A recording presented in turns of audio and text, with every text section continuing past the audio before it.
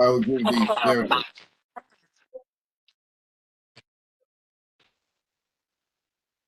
Robert, you're welcome to start.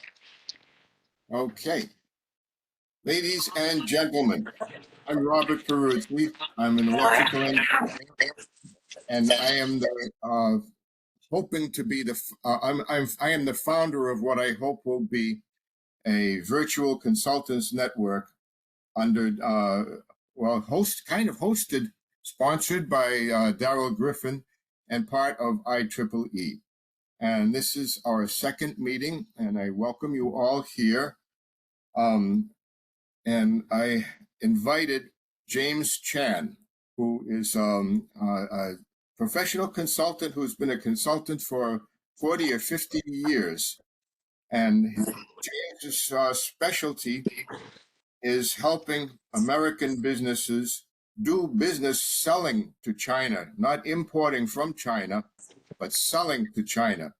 And that is a tough one because they, well, that's the way things are. They want to, they want to take, not give. And so he works very hard at that. And he is the author of at least one book on called the back room, spare room tycoon. And I bought that book years ago, and it stays very fresh. And now, without any further introduction, I'd like to introduce James and let James take over. Thank you, Robert. I'm really happy and thankful that you asked me to talk.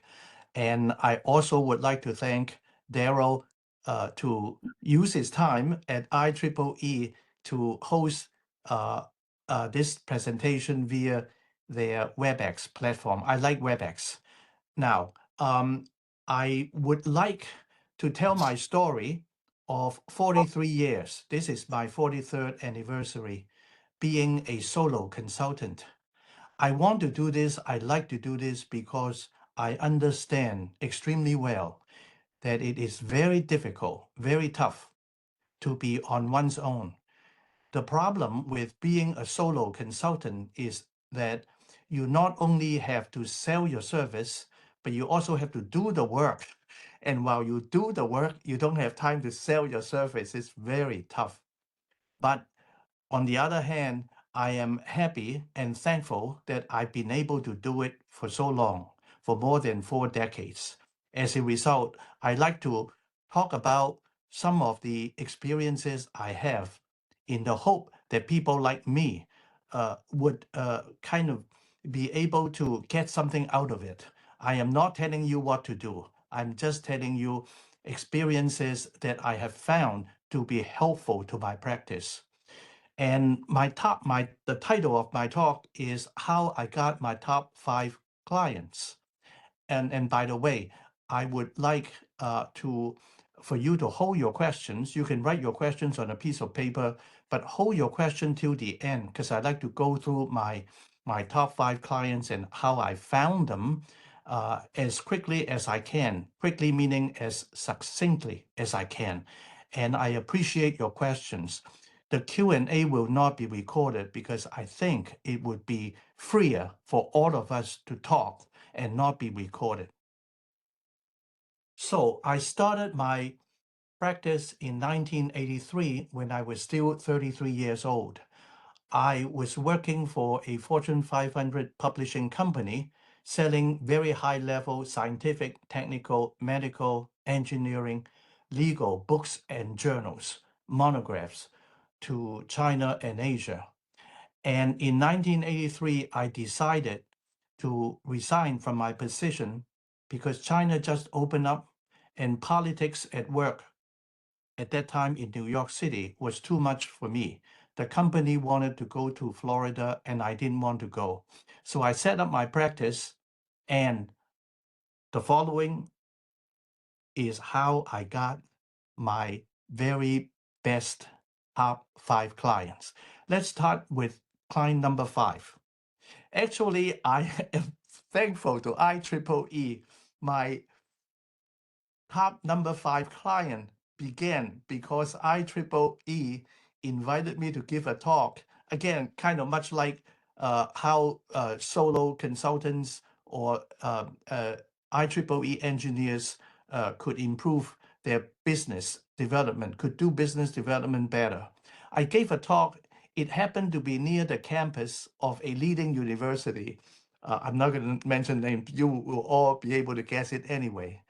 And at the end of the talk, a professor from the university walked up to me and said, "Oh, James, I think that you may be able to help us because we happen to have what they call a biomedical service program with the engineering school of engineering, and the undergrads of the school have to travel to China and Hong Kong and Macau and Zhuhai in order to work with Chinese children who suffer from cerebral palsy.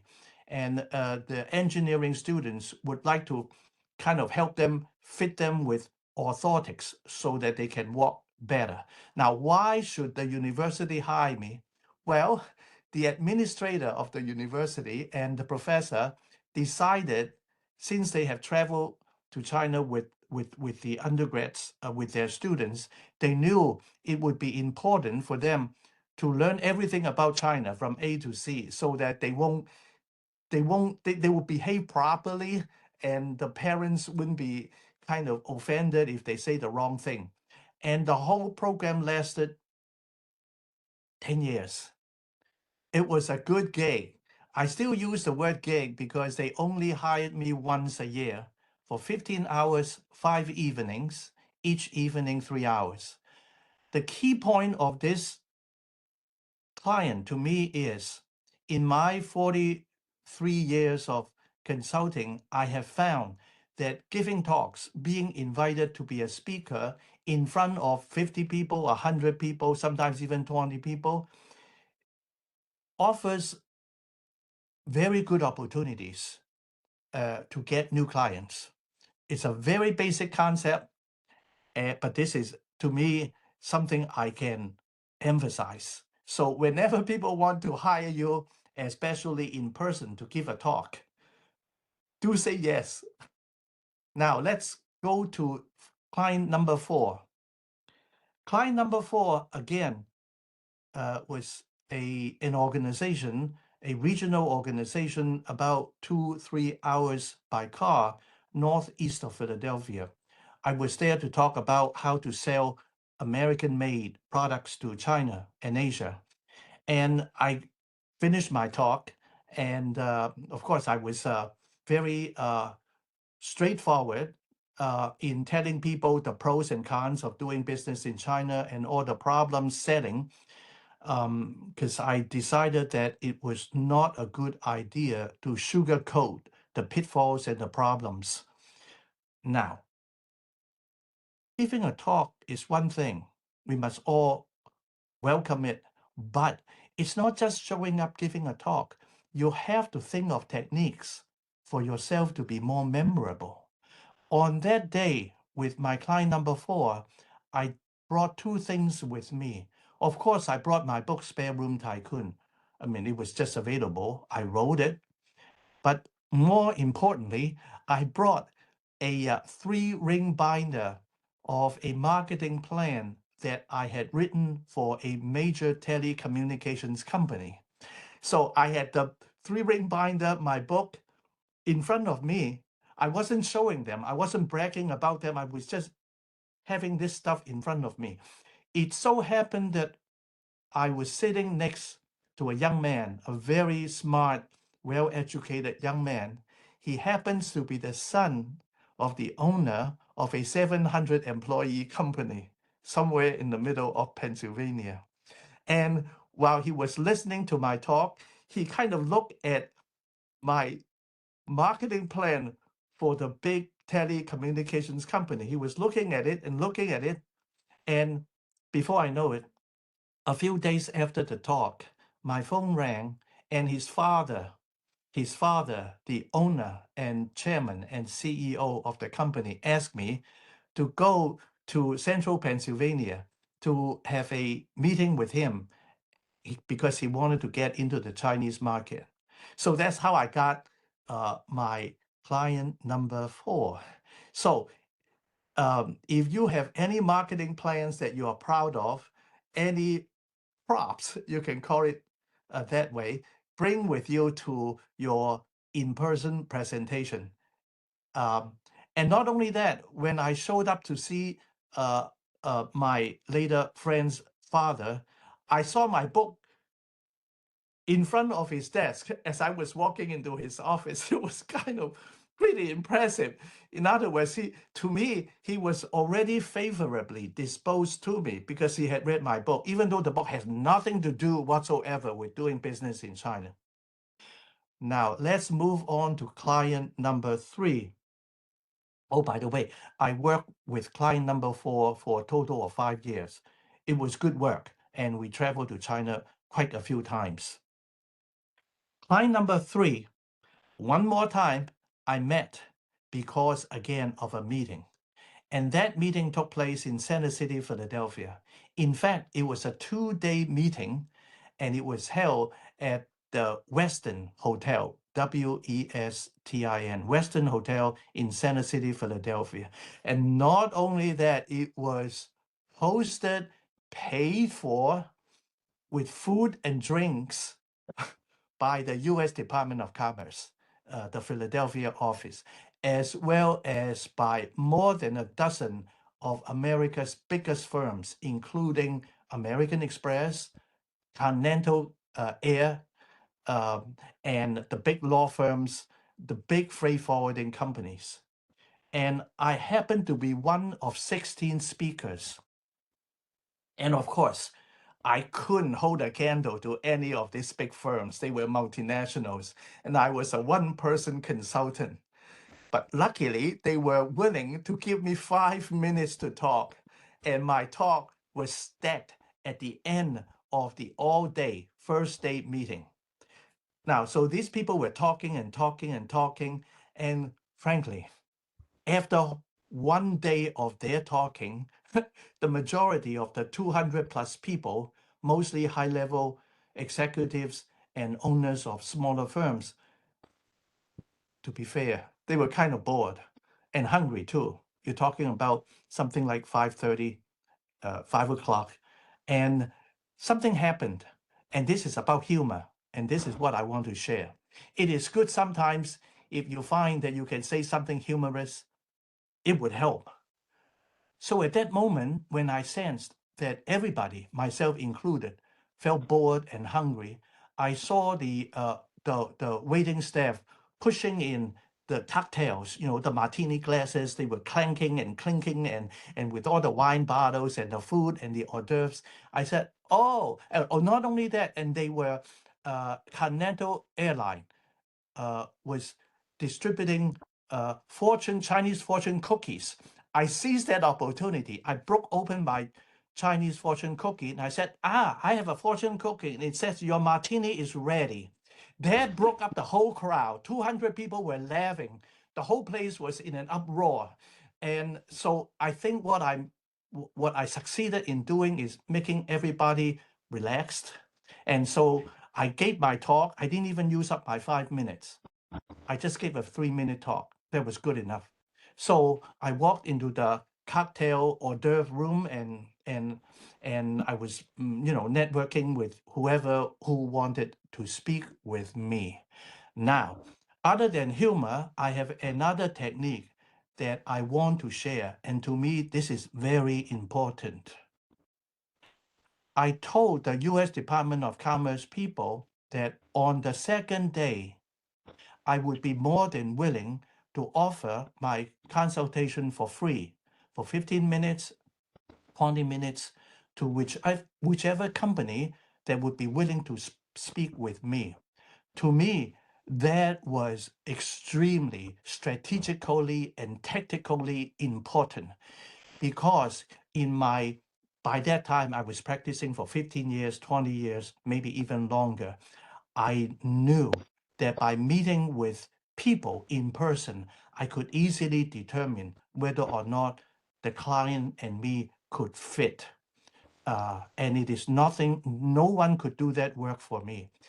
Well, I was right, and I got a very good client, which lasted for 12 years. It's a manufacturing company.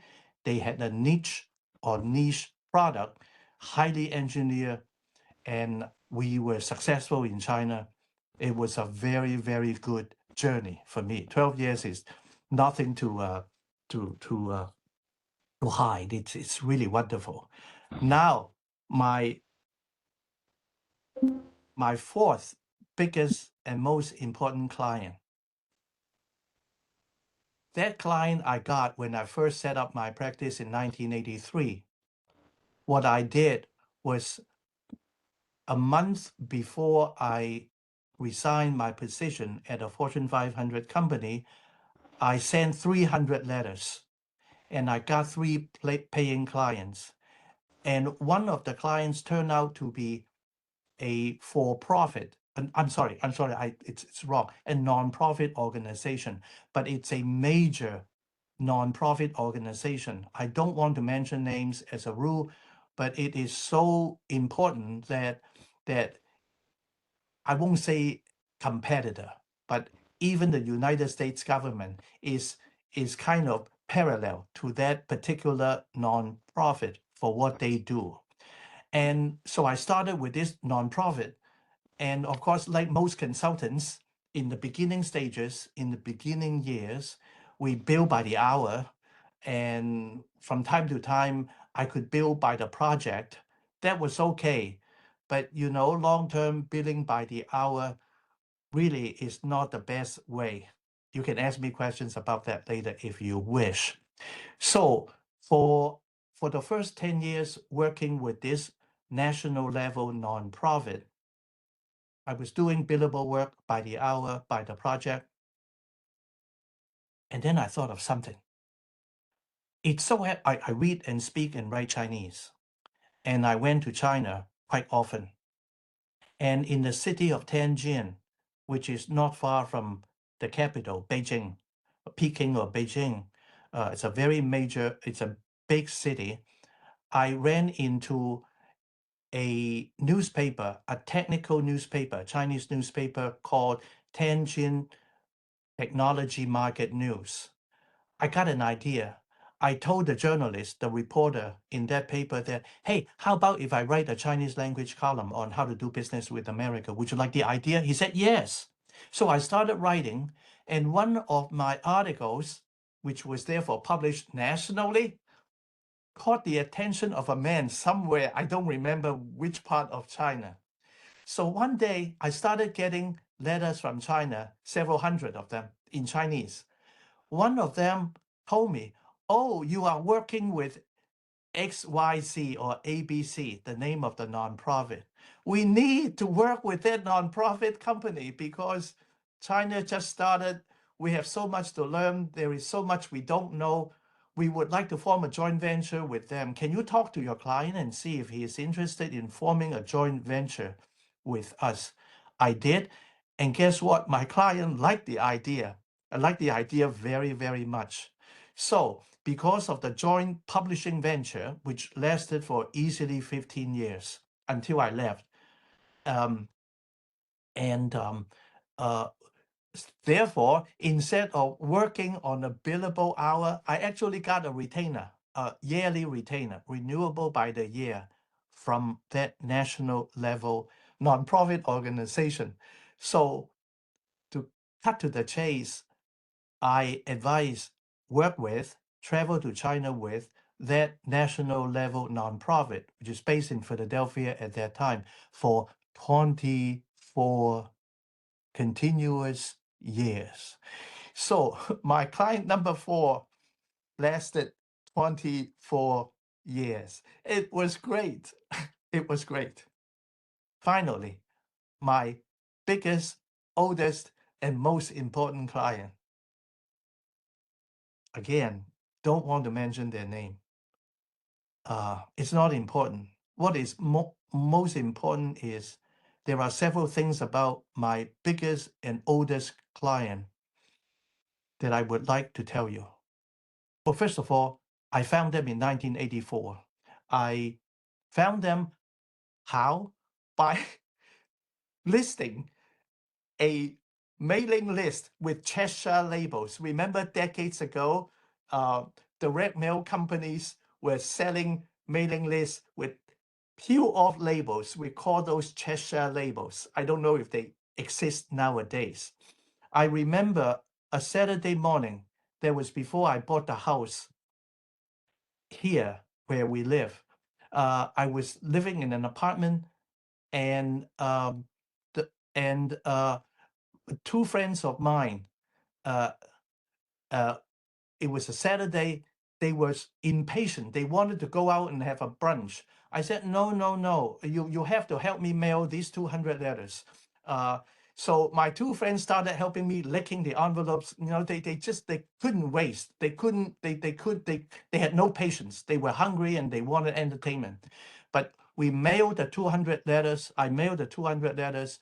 2 weeks later, my phone rang. I answered the phone. The phone was from the vice president and general manager, meaning number 2 executive of a major engineering firm, a company that was easily more than 90 years old. They created a product that was world famous. But the company is a small company. It's not a big company. And the guy said to me, how much do you charge, James? Luckily, I had read a book that told me how to charge. Not much, but I gave him the number. He said, come on in. I said, I don't have a car. He said, no problem. Take the train. I'll meet you at the train station. I said, why are you so good to me? He said, you are what we need. I don't care even if you put a flyer on my windshield wiper. I will still call you anyway. This is really phenomenal. And not only that, when we met for easily 2 to 3 hours talking nonstop the first time. And he told me that, James, I know that many companies want fast results from China, but we are different. We understand our market, and we would be willing to put 15 years into opening that market. It did not take 15 years that long for me to help them break into the Chinese market, but it still took us 7 years. Now, here are the things for my biggest and best and oldest client. There is one of the 70 lessons in the book is small customers have money too. This is an important short sentence. I want you to know, I've been telling myself that for years. When I was younger, I had the same hero worship. Big companies, oh, Google, oh, IBM, oh, Exxon, Mobil, wow. Who wouldn't want to have those companies have clients? But, you know, if you are a solo consultant, even if you own a boutique firm, husband and wife, or 3 or 4 persons, we call those string quartets. You can compete with, the big 6 accounting firms, with the big multinationals.